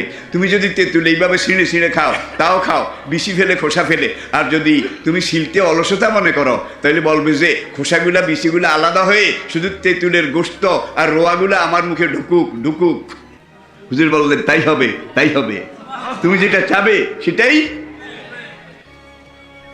তাইলে বেহেশতে আগে ইনশাল্লাহ যাই আলোই, সবাই রাজি আছেন তো ইনশাল্লাহ? আর এই যুগে কোরআনের ডাক শুনে যারা আসছেন, আল্লাহ আমাদেরকে বাদ দিলে বেহেশতে নেবেন কাকে? কি আমরা এত বড় আশা করি? সবাই আশা করেন তো? করেন তো? বলুন আলহামদুলিল্লাহ। এইবার ওই বদমাশের লাশ চুল ধরে নেয়, দাড়ি ধরে নেয়, রক্তে ভিজা পিছলায় পড়ে যায়, কয়েকবার পড়ছে, এখনো জায়গায় যেতে একটু দেরি আসে, লইলেই পড়ে যায়, কারণ রক্ত পিচ্ছিল। কল্লাটা মাটি রেখে ইবনে মাসুদ একটা বুদ্ধি করলেন যে ওর কান দুইটা তো কুলার মতো, হাতির মতো। একটা কাজ করি, তলোয়ার দিয়ে কানের এখান দিয়ে 4 ইঞ্চি কানের লতি, এইটাকে কেটে তোড়া বানাই। তোড়া ছিলেন তো, তোড়া। এখন 4 ইঞ্চি কাটছে, কেটে তোড়া বানাইয়া এই কাটা কানের ভিতর দিয়ে আঙ্গুল ঢুকাইয়া লইয়া যায়। এবার আর স্লিপ করে না, পড়েও না। কদ্দুর যাওয়ার পরে মহাশূন্য থেকে একটা আওয়াজ ইবনে মাসুদ শুনতে পেলেন, ইয়া ইবনে মাসুদ আল হুজনা বিল হুজনে। ইবনে মাসুদ সন্তুষ্ট হও, কানের বদলে কান, কানের বদলে কান। ইবনে মাসুদ উপরের দিকে চায়, কে কইল কানের বদলে কান? এতক্ষণ তো কয় নাই। আবু জেহেলের কান কাটার পরে না কয় কানের বদলে কান। চায়, কাউকে দেখে না। আবার কদ্দুর গেছে, যাওয়ার পরে আবার উপর থেকে আওয়াজ আসলো, অশরীরী, সুপার ন্যাচারাল, অতি প্রাকৃতিক আওয়াজ। ইবনে মাসুদ আল হুজনা বিল হুজনে, কানের বদলে কান। আবার চায়, কাউকে দেখে না। একটু ডরাইছেও। এবার দিছে দৌড়, গিয়ে হুজুরের কাছে সাহাবারা যেখানে কল্লা জমা দিছে, মুসলমানরা নারায়ে তাকবীর আল্লাহু আকবার স্লোগান দিয়ে উঠলেন। সেই স্লোগানে মক্কার আকাশ বাতাস, পাহাড় পর্বত থর থর করে কেঁপে উঠেছিল। এইবার হুজুর 3 বার কইছে আমারে কানের বদলে কান, কিন্তু কাউকে দেখি নাই, কানের বদলে কান। শেষের বার কইছে, বুশরা লাকা ইয়া ইবনে মাসুদ, ইবনে মাসুদ তোমার জন্য সুসংবাদ, কানের বদলে কান। হুজুরের কাছে তুমি নিজে শুনছো? আল্লাহর কসম শুনছি। একদিন কাবা ঘরের সামনে আমি নামাজের নিয়ত করছিলাম, এই আবু জেহেল এসে আমাকে মারার জন্যে পিছন থেকে যখন আমাকে লক্ষ্য করে তীর মেরেছিল, তুমি সেখানে দাঁড়িয়েছিলে। যখন দেখেছো আবু জেহেল তীর মারে, তুমি দৌড় দিয়ে এসে এইভাবে ওই তীরের সামনে দাঁড়িয়ে গিয়েছ, তীর যেন আমার গায়ে না লাগে। তখন সেই আবু জেহেলের তীরটা তোমার কান ছিদ্র করে চলে গেছিল, তোমার কান দিয়ে টপ টপ টপ টপ করে রক্ত ঝরছিল। আমি বললাম, ইয়া বুনাইয়া আসবর আসবর, বাবা কান্দিস না, সবর কর, তোমার এই কানের বদলা আল্লাহ একদিন দেবে। এইবার তুমি, আবু জেহেল তোমার কান তীর দিয়ে ছিদ্র করেছিল, আর তুমি আজকে তার কান তলোয়ার দিয়ে 4 ইঞ্চি ছিদ্র করেছ। আর আল্লাহ জিবরাইলকে পাঠায় মনে করাই দিছে। তুমি ভুলে টুলে গেছিলে নাকি? আল্লাহ রাব্বুল আলামিন এইভাবেই মুমিনদেরকে সাহায্য করেন। ওয়াকানা হাক্কান আলাইনা নাসরুল মুমিনিন। কয়েক বছর আগে যখন এসেছিলাম, তখন আপনাদের কাছে আমি ইল্লিন আর সিজ্জিনের কথা বলেছিলাম। কি ইল্লিন সিজ্জিন? কাল্লা ইন্না কিতাবাল আবরারি লাফি ইল্লিয়িন ওমা আদরাকা মা ইল্লিয়ুন কিতাবুম মারকুম। দেখুন, নামাজি, রোজাদার, দিনদার, নেককার, দুনিয়াতে যখন তাদের মরণ হয়ে যাবে, তাদের রূহটাকে আল্লাহ পাক ইল্লিনে নিয়ে রাখবেন। সাহাবায়ে কেরাম আরজ করলেন, ইয়া রাসূলুল্লাহ, ইল্লিন কি, কোথায়? রাসূল বললেন, ইল্লিন 7 তবক আসমানের উপরে আল্লাহ পাকের আরশের নিচে। ইল্লিনের উপরে, ছাদের উপরে আল্লাহ পাকের আরশ থাকবে। নামাজি, রোজাদার, ইমানদার, দিনদার, দ্বীনের দায়ী, দ্বীনের রাই, দ্বীনের নকিব, তারা যখন দুনিয়াতে মারা যাবে, আল্লাহর নির্দেশে ফেরেশতারা তার রূহকে 7 তবক আসমান পার করে, বাইতুল মামুর পার করে, সিদরাতুল মুনতাহা পার করে, আলমে নাসুত, আলমে মালাকুত পার করে আল্লাহ পাকের আরশ আজিমের নিচে ইল্লিনের মধ্যে রাখবে। সাহাবীরা আরজ করলেন, হুজুর, ইল্লিন বলতে আমরা কি বুঝি? হুজুর তখন বললেন যে আল্লাহ পাকের জান্নাতের বাগান সমূহের মধ্যে ইল্লিন বড় একটা বাগান। সাহাবায়ে কেরাম আরজ করলেন, ইয়া রাসূলুল্লাহ, সেই বাগান দিয়ে কি হবে? রাসূল বললেন, বেহেশতে যত সুযোগ সুবিধা আছে, যত নেয়ামত আছে, ইল্লিনের মধ্যে তার সব কিছু আছে। নেককার বান্দাদের রূহ এই ইল্লিনের মধ্যে বন্দি থাকবে, এটা ঠিক, কিন্তু এই বন্দিখানাটা হইল ফার্স্ট ক্লাস জেল। জেল 2 রকম আছে কিন্তু, একটা হলো ফার্স্ট ক্লাস, বড় বড় মন্ত্রী, মিনিস্টার, হুমরা সুমরা যারা ক্লাস পায়, তাদের রুমের মধ্যে এসি আছে, ডিসি আছে, ফ্রিজ আছে, তারা খায় বড় বড় মুরগির রান, ফিশ, কাটলেট, রেজালা, এগুলা খায়। খাওয়ার আগে আবার ডাক্তার এসে পরীক্ষা করে যে স্যার যদিও বন্দি, কিন্তু বড় মেয়া কম না, এখন এগুলা খাইলে আবার মরে টরে নাকি। তো খাওয়ানোর আগে আবার এগুলা ডাক্তাররা পরীক্ষা করে, ঠিক কিনা? তাহলে জেলখানা হলেও সেখানে তার বাড়িঘরের যত কোরমা পোলাও থেকে সুবিধা, ফল ফলাদি থেকে সবকিছু ইল্লিনে পাওয়া যাবে। কাল্লা ওয়াইন্না কিতাবাল ফুজ্জারে লাফি সিজ্জিন, বেনামাজি বেরোজদারি ফাসেক ফুজ্জার, দুনিয়ার গোলাম যারা মদ খায়, গাঁজা খায়, ফেন্সিডিল খায়, ইয়াবা খায়, পপি খায়, সব রকমের নেশা খায়। আল্লাহর কসম, দুনিয়ার অনেক দেশে আল্লাহ নিয়ে গিয়েছেন কোরআন প্রচারে। বাংলাদেশের মতো এত নেশা দুনিয়ার অন্য কোনো কাফেরের দেশেও নাই, কোনো বেঈমানের দেশেও নাই। কুল্লু মুস্কার হারাম, সব নেশাকে আল্লাহ হারাম করেছেন। আর এই মদ, গাঁজা, ফেন্সিডিল, ইয়াবা এগুলো যারা খায়, এগুলো খাওয়ার পরে এইসব নেশা বস্তু প্রথম গিয়ে তার হার্টে আঘাত করে, ফুসফুসে আঘাত করে, তার লিভারে, তার কিডনিতে, তার প্রোস্টেট গ্ল্যান্ডে গিয়ে প্রত্যেকটা নেশা আঘাত করে। এই আঘাত করতে করতে, আঘাত খেতে খেতে কারো লিভার ড্যাম হয়ে যায়, কারো কিডনি ফাংশনলেস হয়ে যায়, কারো এটা হয়, কারো সেটা হয়। এরা অধিকাংশ কিন্তু 40 পার করতে পারে না, সময়ের আগেই মেশিন নষ্ট হয়ে যায়। আমার যুবক কলিজার টুকরা যুবক তরুণ ভাইয়েরা, তোমরা কি জোয়ানকালে মরতে চাও? তাইলে কোরআনের কথা, ইসলামের কথা বাদ দাও। যদি বাঁচতে চাও, নেশা ছেড়ে দাও। এই নেশা বিশ্বের চাইতেও খারাপ। আর আজকের পত্রিকায় দেখলাম আমাদের দেশের একজন এই অধিষ্ঠিত নেতা, ক্ষমতাসীন মন্ত্রী, তিনি বলেছেন এই যে 1941 সনে আজকে যারা তরুণ যুবক, এই দেশের কর্তৃত্ব নেতৃত্ব তাদের হাতে চলে আসবে। এখন আজকে যারা তরুণ যুবক, এদের কাউকে কাউকে নেশায় খেয়েছে, কাউকে মোবাইলে খেয়েছে। মোবাইল যে কোন মোবাইল ব্যবহার করা প্রয়োজনে, কোনো ক্ষতি হবে না আপনার, আল্লাহর কসম কোনো ক্ষতি হবে না। আর প্রয়োজন ছাড়া সারাদিন এই যে মাহফিল করিডোরে যাওয়ার সময় বহু গ্রুপের সাথে রাস্তায় দেখা হবে, 4-5 জন, 8-10 জন, প্যান্টেরে খুঁজতে খুঁজতে খুঁজতে খুঁজতে এখানে। হ্যাঁ, কারো গায়ে গেঞ্জি একটা আছে, কারো গায়ে এটাও নাই। কেউ নাচে, কেউ গায়, কেউ সেলফি তোলে, কেউ একটা গাড়ি যে আসতেছে, লাইট জ্বলে, হর্ন দিতেছে, খবর নেই। দেউলিয়া, দেউলিয়া আপন বলা হয়ে গেছে। কয়েকদিন আগে আমার কাছে এক মা তার একটা বাচ্চা নিয়ে আসলো। বাচ্চাটা এবার মেট্রিক পরীক্ষা দেবে সামনে।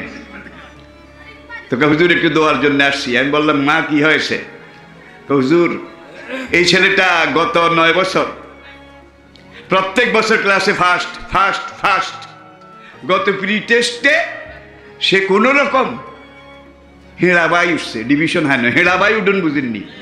কি রে, কোন ডিভিশন? কায় ভাই ডিভিশন টিভিশন নাই, কোন রকম হেড়াবাই না উঠছি। কোন রকম তাকে টাকা টুকা দিয়ে ফর্ম ফিল আপ করাইছে। কয় পড়লে মনে থাকে না, ভুলে যায়, এই হয় সেই হয়। হ্যাঁ, কোনো কিছু বললে মুখের দিকে তাকিয়ে থাকে। বললাম, বাবা তোমার নাম কি? কয় যে হুজুর। তুমি কোন ক্লাসে পড়ো? কয় যে হুজুর। তোমার রোল নম্বর কত? কয় যে হুজুর। নাকি তুই হারামজাদা, তোর আপার চেম্বার যেটা আসিল, কাউকে নেশায় খেয়ে ফেলেছে, কাউকে মোবাইলে খেয়ে ফেলেছে, ঠিক না বলে? দোহাই আল্লাহ, যুবক তরুণ ভাইয়েরা, কোনো জিনিসই অতিরিক্ত ভালো নয়। মানুষ না খেলে মরে, বেশি খেলে বোধহয় মরে না। কি তাহলে আমাদের সমাজে একদল না খাইয়া মরে, আর একদল বেশি খাইয়া মরে, ঠিক কিনা বলে? মুরগি রোস্ট, ফিস্ট এগুলা ছাড়া খায় না। বড় বড় মাছের পেটি, বড় বড় এইটা ফিস্ট রোস্ট, এগুলা খাইতে খাইতে বয়স এখনো 40 হয় নাই, ডায়াবেটিকের মাত্রা 26। ডাক্তারের কাছে গেছে, এখন থেকে আপনি 4 কাপের 1 কাপ ভাত, কোনো গোস্ত মাছ চর্বিওয়ালা জিনিস খেতে পারবেন না। ডাক্তার সাহেব সকালে ছোট্ট একটা ডিমের পোস আর 2খানা টোস, এইটার বাইরে আপনি আর কিছু খেতে পারবেন না। কারণ আল্লাহ পাকের জন্যে এই মুরগির গোস্ত, ভালো ভালো গোস্ত, ফিস্ট এগুলো তো বাজেট করেছে। বাজেটটা 70 বছরের, কিন্তু আপনি 70 বছরের আগেই এমন রোস্ট, এমন ফিস্ট, এমন রান, এমন খানা খাইছেন, 40-এর আগে বাজেট শেষ। আর এই ওভার ফিডিংয়ে, অধিক ফ্যাটে, চর্বিতে আপনার লিভারও ড্যাম হয়ে গেছে, ডায়াবেটিক দেখা দিয়েছে। আর ডাক্তারের কাছে গেলে ডাক্তার বলে খানা কম খাবেন, ভালো থাকবেন, ঠিক কিনা বলেন? এবার ডাক্তারে কয় সবজি খাবেন বেশি, সবজি। কারণ এতকাল আপনার মাল পানি বেশি আসছিল, সবজির কাছেও যান নাই। কেউটা গরিবে খায়, ছোট লোকে খায়। আমি তো পয়সাওয়ালা জমিদার, আমি কেন সবজি খাবো, আমি কেন এইটা খাবো? তা আপনার ওই মুরগি গোশত, রোস্ট, এগুলার বাজেট যেটা আসিল, এটা হয়াত শেষ হওয়ার অনেক আগে বাজেট শেষ হইয়া গেছে। কিন্তু শাকসবজি আল্লাহর কাছে ফরিয়াদ করেছে, রব্বুল আলামিন তোমার এই বান্দা আমারে খায় না, তোমার এই বান্দা আমারে খায় না, রব্বুল আলামিন তোমার এই বান্দা আমি শাকসবজি কিছু খায় না, আল্লাহকে রাখ। মুরগি আর গোশতের মধ্যে ব্যারিকেড দিতে আসি, আর তার সবজি এটাকে ওপেন করে দিতেছি। বাজেট যে এটা খাওয়া লাগবে তো, ঠিক কিনা বলেন? দোহাই আল্লাহ। তা আমি বলছি আবার ফিরে আসুন। ইল্লিন বেহেশতের একটা টুকরা, আর সিজ্জিন কাল্লা, ওয়াইন্না কিতাবাল ফুজ্জারে লাফি সিজ্জিন, ওমা আদরাকা মা সিজ্জিন কিতাবুম মারকুম। সাহাবায়ে কেরাম আরজ করলেন, ইয়া রাসূলুল্লাহ, সিজ্জিন কোথায়, সেটা কি? নবী বললেন, সিজ্জিন জাহান্নামের একটা টুকরা। জাহান্নামে যত দুর্গতি আছে, যত জ্বালা যন্ত্রণা আছে, সিজ্জিনে তার সব আছে। কিয়ামত পর্যন্ত বেনামাজি, বেরোজগারি, ফাসেক, ফুজ্জার, মদখোর, ইয়াবাখোর, জুয়াখোর, নেশাখোর, সন্ত্রাসী, চাঁদাবাজ, টেন্ডারবাজ, পরের হক যারা নষ্ট করেছে, আল্লাহর কসম তাদের রূহ সিজ্জিনে যাবে। সেই দিন আমাকে জাপানে সেমিনারে ইল্লিন সিজ্জিন সম্পর্কে তারা শুনতে চেয়েছিল, আমি বক্তব্য রাখলাম। রাখার পরে এক সাংবাদিক বৌদ্ধ, সে প্রশ্ন করলো, অনারেবল মাওলানা, আপনার বক্তব্য আমি শুনেছি, লক্ষ্য করেছি, প্রত্যেকটা কথা যৌক্তিক এবং প্রয়োজনীয়।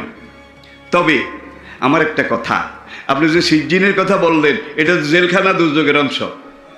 আর ইল্লিনের কথা বললেন, এইটাও জেলখানা, বাইরে হইতে পারবে না, কিন্তু বেহেশতের অংশ।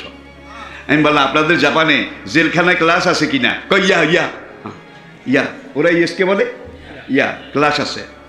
আমি বললাম, এখন যারা রাজবন্দী, সম্মানিত ব্যক্তি, তাদেরকে কোথায় রাখা হয়? তারা তো ক্লাস পায়। আর চোর, বদমাশ, গুন্ডা, এদের জন্য জেলখানা আছে কিনা? আছে। আমি কেমন? একেবারে যেটা দুর্গতির শেষ। লেট্রিনে যাইতে হলে 1.5 ঘন্টা লাইনে দাঁড়ান লাগে। কি কম্বল একটা গায়ে দেয়, আর একটা বিছায়। একটা কম্বল ঝাড়লে অন্তত 5 কেজি বালু বাইর হবে, সার পোকা বাইর হবে 2.5 পোয়া, ঠিক কিনা বলেন? এরপরে তাদেরকে খানা দেয়, এটা ঠিক। বাংলাদেশ একমাত্র দেশ যে দেশে চিড়িয়াখানায় বাঘ উপাসে মরে, সিংহ উপাসে মরে, বন্যপ্রাণী উপাসে মরে। এই সিঙ্গাপুর বলেন, সাউথ কোরিয়া বলেন, জাপান বলেন, সেখান থেকে ইন্দোনেশিয়া আর একটা মুসলমান দেশ, সেখান থেকে আমি কিন্তু আমুদরিয়া পর্যন্ত গেছি। কোরিয়ার একটা চিড়িয়াখানায় গেলাম, ভাই বাড়িয়াল চিনেন তো? খেকশিয়াল চিনেন? সেখানে খেকশিয়ালের স্বাস্থ্য, গোস্ত থল্লর থল্লর করে। বাঘের স্বাস্থ্য কি মোটা, একটা বিরাট পুকুর, সেটার মধ্যে উদ উদ উদ উদ ছিলেন তো, উদ বিড়াল এরকম, একখানে একটা উদ অনেক বড়, আর একখানে 4টা। এখন দেখলাম যে যেখানে 4টা উদ, সেখানে মধ্যম সাইজের বালতি, এই বালতির পুরা 2 বালতি সালমন ফিশ। এই জেলের যারা দেখাশোনা করে, তারা এই 2 বালতি মাছ এই 4টা উদকে দিল। আর যে উদটা বড় একা আরেক জায়গায় ব্যারিকেড দেওয়া, তাকে দিল 2 বালতি। আমি বললাম, বাবা রে বাবা, বাংলাদেশে যদি হইতো তাহলে জেলের কোনো কর্মকর্তা এদেরকে 1 পোয়ার বেশি দিত না, বাকিটা নিজেরা খাইতো। কিনার সময় এভাবে ম্যানেজ করে কিন্তু, ঠিক কিনা বলেন? দোহাই আল্লাহ, সেসব কাফের বেঈমানের দেশে জেলখানার শিয়াল, বাঘ, ভাল্লুক, উট এক একটা এরকম নাদুস নুদুস মোডা তাজা, মনে হয় যেন বাংলাদেশের তসলিম চৌধুরী আর চুন্নু মিয়া। 2000 হাসপাতালে প্রাণী মারা গেছে না খাইয়া। যারা দেখতে যান তারা সাক্ষী, ওদের হাড়ের উপরে চামড়ার বাঁধ আছে, ঠিক কিনা বলেন? আর জেলখানায় যারা থার্ড ক্লাস লাইনের কয়েদি, এই বেচারারা লেট্রিনে যাইতেও দুর্গতি, কোর্টে নেবে এখন গাড়িতে উঠাবে, একজনের হাতে একটু বেশ কম হইছে, পুলিশ হয় পাছার মধ্যে লাঠি মারে, নয় বুট জুতায় লাঠি মারে, খানকির পুতা 10 টাকা। আর ওই যারা ক্লাসের মন্ত্রী মিনিস্টার আসছিল জেলে গেছে, তাদেরকে এয়ার কন্ডিশন গাড়ি এনে, স্যার কোর্টে যাওয়া লাগবে, এসি গাড়িটাতে একটু উঠুন। আর জেলখানার মধ্যে তাদেরকে কোরমা পোলাও, বিরিয়ানি, ফিরনি সিরনি এগুলা খাওয়ায়। আর থার্ড ক্লাস কয়েদিদেরকে ডাটা ডাটা মাইরা, চিনেন তো, যে সময় গরু ছাগলে খায় না, বাজারে নিলে বেচা যায় না, এটাকে মন না টন হিসাবে কিনে, শশীনদা চিনেন তো, যে সময় কেউ খায় না, কেউ কিনে না, বাজারে সবচাইতে সস্তা এটা কিনে, কিনার পরে মাইরা ছিলে না, শিমের কোনো আঁশটা ফেলায় না, গোটা গোটা সিদ্ধ করে, সিদ্ধ করে যখন দেয় 2-4 দিন খাইলে বন ইসরায়েলের মতো পাতলা পায়খানা, তারপরে রক্ত আমসা। থার্ড ক্লাস কয়েদিরে এই দুর্গতি আসে কিনা কন, আসে কিনা কন? তাইলে আল্লাহ তো জানে হাসরে বিচার হইলে থার্ড ক্লাসই কারা আর ফার্স্ট ক্লাসই কারা, এটা আল্লাহ জানা আছে কিনা? যার জন্যে ফার্স্ট ক্লাসই যারা নামাজি রোজাদার দিনদার, তারা মারা যাওয়ার পরে তাদের রুটাকে লিনে রাখে, যেটা জেলখানার ফার্স্ট ক্লাস বেস্টের অংশ। ওই ভদ্রলোক বলে আই আন্ডারস্ট্যান্ড, আমি আসলে বুঝছি। আমি বলে এটার মধ্যে যুক্তি আছে, ফিলোসফি আছে, দর্শনও আছে। একবার বিলাতে আমাকে বার্মিংহাম শহরে আল্লাহ দাতা হলে আমি যখন তকদিরের উপরে কথা রাখলাম, রাখার পরে এক খ্রিস্টান সাংবাদিক আমাকে প্রশ্ন করলো, অনারেবল মাওলানা আপনার কথা শুনতে ভালো লাগে, যৌক্তিক, আপনার কথায় ফিলোসফি আছে, হ্যাঁ আপনার কথার মধ্যে অনেক কিছু আছে, কিন্তু মানুষ যে পাপ করে আসলে তো মানুষের কোনো দোষ নাই। আমি বললাম কেমনে বুঝলেন? মানুষের যে পাপ করে মানুষের কোনো দোষ নাই। বললাম কেমনে বুঝলেন? কয় পাপ করার তৌফিক ওই গডে দিয়েছে, পাপ করার তৌফিক। আল্লাহ যদি তৌফিক না দিত তাইলে এই পাপীটা পাপও করতো না, বদমাশিও করতো না। আল্লাহ তৌফিক দেওয়ার মালিক আর বান্দা কাজ করার মালিক। আল্লাহ ওই চুরির সময়, ডাকাতির সময়, আরেকজনের খুন করার সময় ইচ্ছা করলে এই খুনির মনটা ঘুরাই দিতে পারতেন। আল্লাহ মন ঘুরায় নাই, সুতরাং সে মারি দিছে, 10 ইঞ্চি ঢুকাইছে। আল্লাহ তো মনেরও মালিক। দেখেন তারা কদ্দুর গভীরে গেছে, মনেরও মালিক। আমি বললাম মাই ডিয়ার জেন্টেলম্যান, একটা হইল পেঁপে, এই ফলটা কিন্তু আন্তর্জাতিক, দুনিয়ার শীতের দেশ, গ্রীষ্মের দেশ সব জায়গায় আছে। আর 2টা পশু পাইছি আন্তর্জাতিক, একটা হইল কাউয়া আর একটা উন্দুর। কাউয়া দুনিয়ার সব দেশে আছে, শীত গ্রীষ্ম কিচ্ছু মানে না। শিয়ালদের গোস্তের টুকরা কেটে কেটে দিছে, আর শিয়ালরে এমন এক জায়গায় রাখছে, পাহাড়কে কেটে এমনভাবে ফুলে ফেলেছে, এখানে বিরাট একটা চত্বর, আর ওই পাহাড়ের ভিতরে শিয়ালের খাদ, পাথর কেটে কেটে খাদ করেছে, গর্ত। এই গর্তে 1 জোড়া, ওই গর্তে 1 জোড়া, এই গর্তে 1 জোড়া, সেখানে বাচ্চা টাচ্চা দেয়, বংশ বৃদ্ধি পায়। গোস্ত এনে দিছে, শিয়ালে নেওয়ার আগে কাউয়া থাবাই থাবাই লই যায়। এরা হইল সুবিধাবাদী। আর আজকাল কেউ কেউ বলে দলে কাউয়া ঢুকছে, বলে কিনা সুবিধাবাদী ঢুকেছে, ইন্দুর ঢুকেছে। এটা কোনো জাতির জন্যে আসলে কল্যাণকর নয়, এটা আমার আলোচনার বিষয় নয়। ভদ্রলোককে আমি যখন বললাম আপনার বাড়িতে কি পেঁপে গাছ আছে? ইয়া আছে। পেঁপে ধরে? হ্যাঁ। আপনি যদি আমাকে দাওয়াত দেন, আমি যদি আপনার বাড়িতে যাই, চা নাস্তা টিফিনের পরে আপনার যেই পেঁপে গাছটা সবচেয়ে ভালো, আমি যদি আপনাকে বলি এত মেহমানদারি করলেন, এত কিছু করলেন, আমি অনুরোধ করি, হাত জোড় করি, এই ছুরিটা নেন, নিয়ে আপনি আপনার লাগানো এই পেঁপে গাছটা আমাকে খুশি করার জন্যে গোড়া দিয়ে কাটেন। আমি 7 মণ তেল মাখলে বোধহয় আপনি রাজি হবেন। নেবার নো। এইবার আল্লাহ আপনাকে তৌফিক দেয় না কেন? কি আল্লাহ তৌফিক দেয়, মানুষ পাপ করে, এইবার আপনাকে পেঁপে গাছ কাটতে বললাম, এইবার আল্লাহ আপনাদের তৌফিক দেয় না কিনলে, এইটা কাটলে তো আমার ক্ষতি হবে। আমি বললাম গরু নিজের মালিকের ডাল খেত খায়, শিম খেতও খায় নাকি খায় না? গরুকে আপনি সকালবেলা ঘর থেকে খুলে বাঁধন খুলে ডাল খেতের কিনারে গিয়ে গরুর কানের কাছে মুখ নিয়ে বলেন, ইয়া হে গরু, এটা আমার ডাল খেত, শিম খেত, তুই আমার গরু, আমি তোর মালিক, ওয়াদা করছি ডালগুলো আমি নেব, খড়ভুসিগুলো তোকে খাওয়াবো, আমি মালিক বাঁচলে তো তুই গরু বাঁচবি, এই ক্ষেত্রে ডাইল গাছ খাওয়া তোর জন্য কবিরা গুনাহ, হারাম। যতদিন বাঁচিস মালিকের এই কথা মনে থাকে যেন। গরুর মাথা লাড়া দিল, আপনি মনে করলেন কাম হইয়া গেছে, সেখানে ছেড়ে দিয়ে আসেন, গরু বোধহয় খাবে না। কি গরু বলবে আমি নামেও গরু কামেও গরু, আপন পরও বুঝি না, লাভ ক্ষতিও বুঝি না, যেটা সামনে পাই সেটাই খাই, ঠিক না বলেন? অনাফসি মামা সাওয়াহা ফাআলহামাহা ফুজুরাহা ওয়া তাকওয়াহা কাদ আফলাহা মান যাক্কাহা ওয়া কাদ খাবা মান দাসসাহা। আপনার ভিতরে আল্লাহ এমন এমন বৈশিষ্ট্য গুণাবলী দিয়েছে,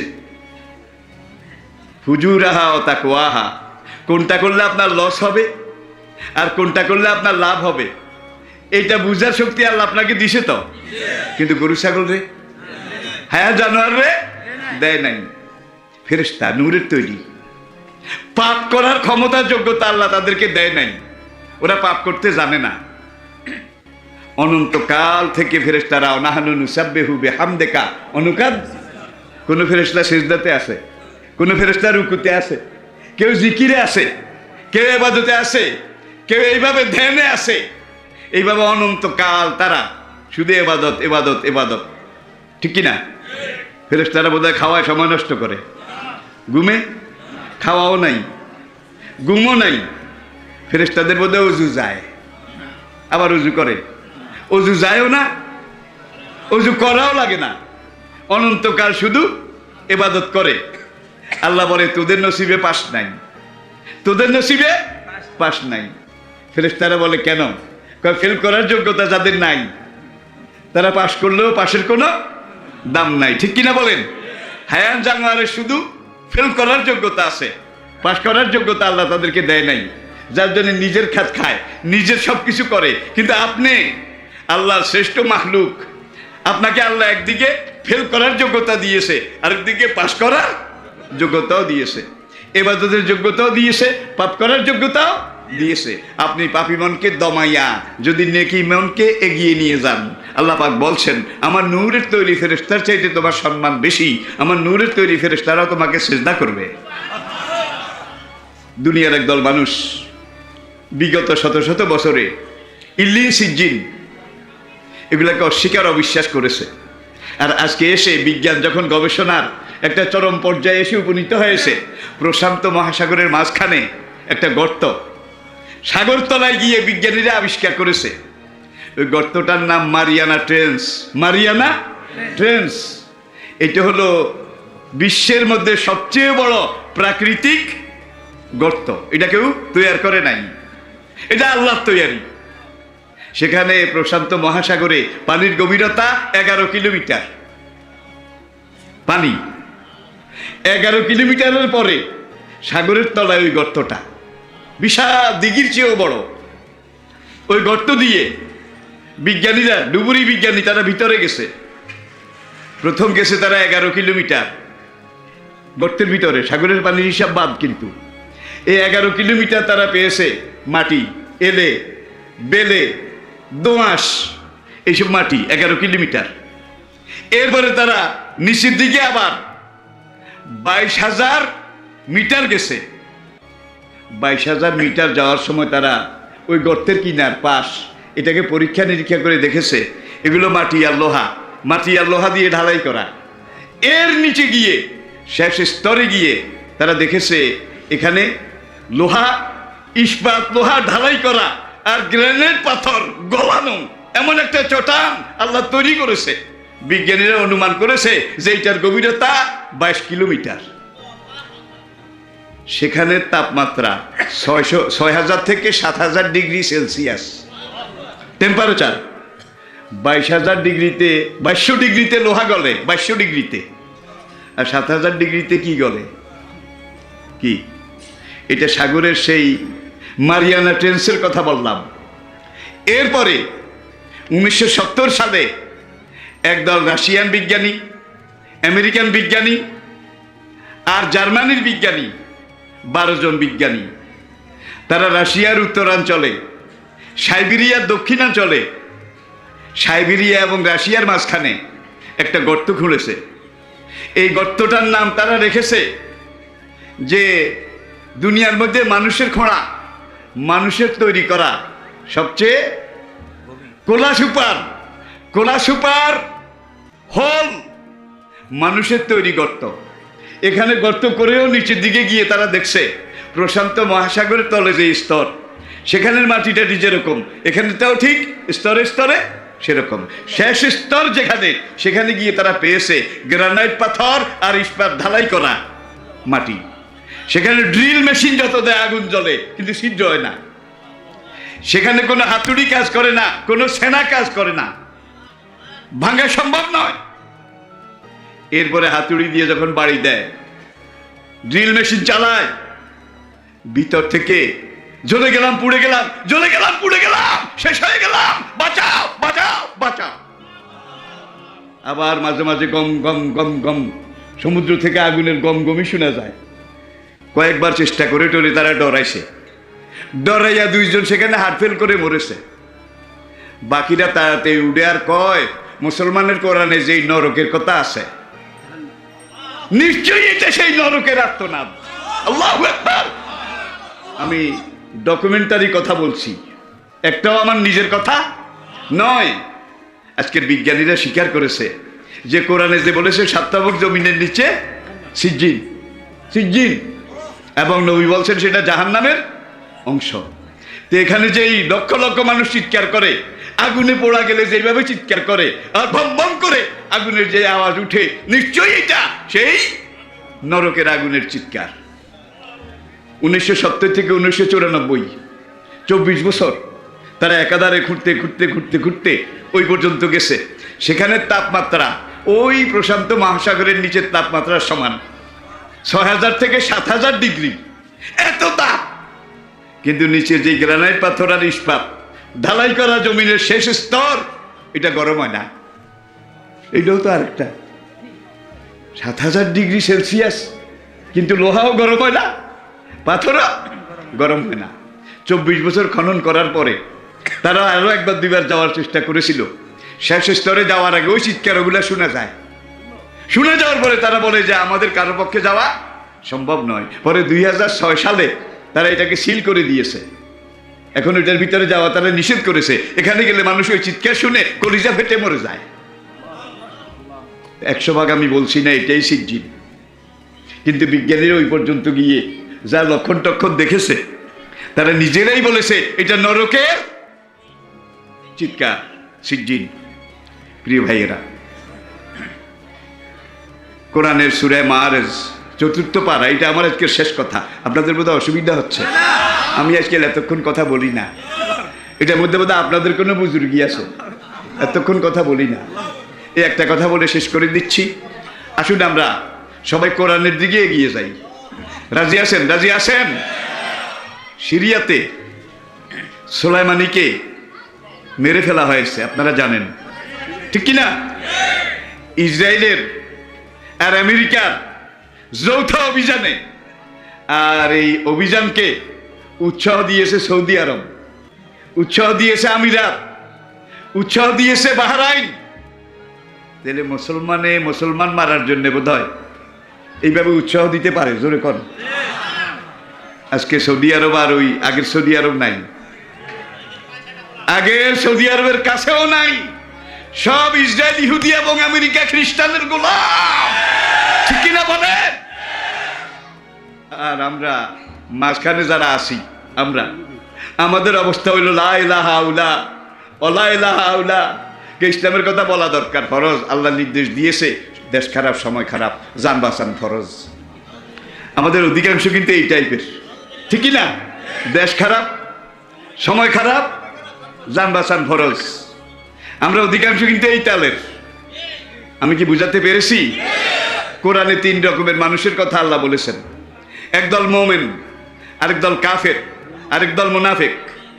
মোমেনদের শানে সূরায়ে মুমিনুন কাদ আফলাহাল, কাফেরদের শানে সূরায়ে কুল ইয়া আইয়ুহাল, আর মুনাফিকদের শানে ইজা জাকাল মুনাফিকুনা। তাইলে মানুষ দুনিয়াতে 3 রকমের আছে, হয় মোমেন, নয় কাফের, নয় মুনাফিক। আল্লাহর কসম এই 3 দলের বাইরে একজনও নাই। আর ইহুদি, তারা তো আরবদের যেই জায়গা আজ থেকে 70 বছর আগে ছিল, এখান দিয়ে দখল করতে করতে করতে করতে 97 ভাগ দখল করে নিয়ে গেছে, মাত্র 3 ভাগ আছে। কারা নিছে? ইসরায়েলিরা। সাহায্য কারা করেছে? আমেরিকানরা। আর আজকে সেই ইসরায়েলদেরকে সাহায্য করে সৌদি আরব।